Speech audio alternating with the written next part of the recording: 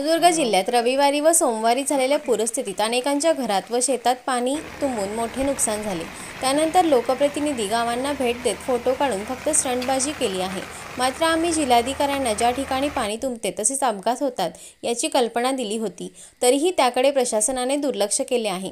गेली 5 वर्षे संबंधित रस्त्याचे ठेकेदार मेंटेनन्सच्या नावाखाली जनतेची फसवणूक करत आहेत। तसेच या ठेकेदारांच्या कामाकडे लोकप्रतिनिधी व प्रशासन दुर्लक्ष करत असल्याचा आरोप माजी आमदार परशुराम उपरकर यांनी केला।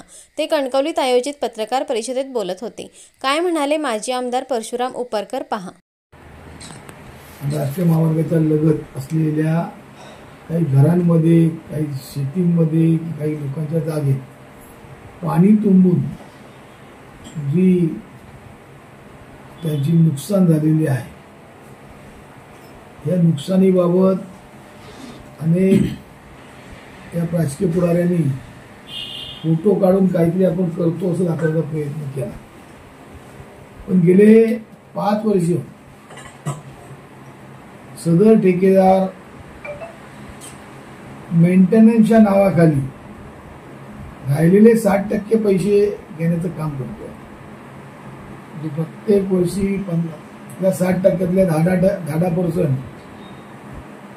या रस्त्याचं काम 400 कोटीवरून 1600 कोटीवर गेलं। म्हणजे 25%चं काम ठेकेदारांनी करून आपले पैसे गुंतवणूक काढली आणि अधिक जे वरचे पैसे 60% आहेत ते आता वसूल करण्यासाठी ठेकेदार काही काम करत नाही।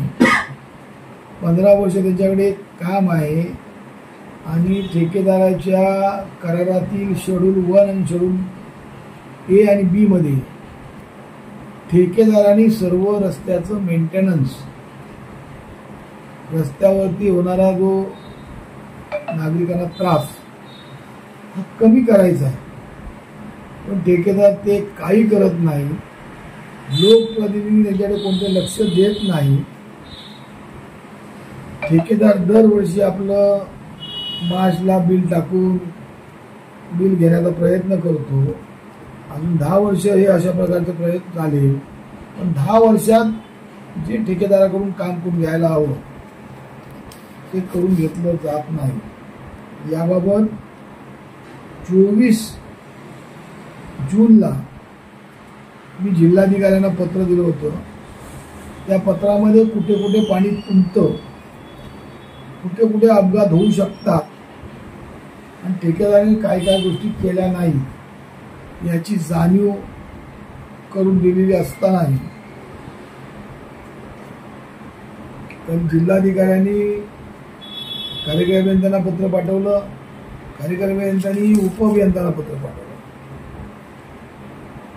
पण त्याच्यावरती जे रस्त्याच्या कडेला पाणी तुंबतंय त्या पाण्यापासून आम्ही पहिला 2019 पासून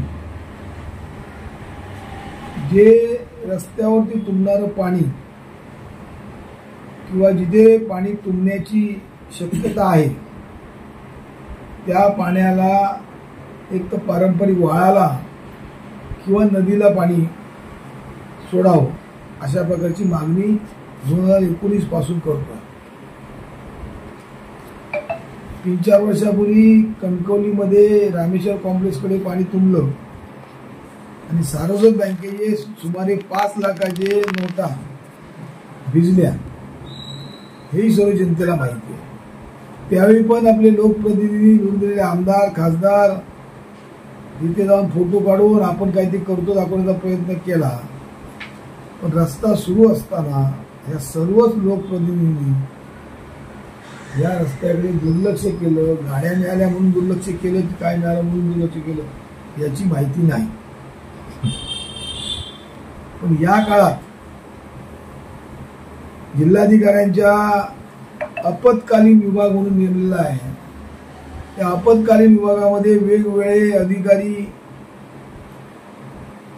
त्या ठिकाणी असतात आणि आपत्कालीनमध्ये बांधकाम, महसूल या विभागाचा प्रामुख्याने जास्त रोल असतो। पण आपल्या जिल्ह्यातले बहुतांशी अधिकारी जे घाटमाथ्यावरचे आहेत ते शुक्रवारी रात्री जातात, डायरेक्ट सोमवारी येतात. तशाच प्रकारचा ह्या रस्त्याचा जेव्हा पाणी तुंबलेले होते, हे सर्व अधिकारी कर्मचारी परळ जिल्ह्यातले हे आपापल्या गावात जाऊन बसले आणि त्यामुळे या ठिकाणी मदत करताना किंवा काय करताना त्या लोकांचा सहभाग दिसला नाही. याबाबत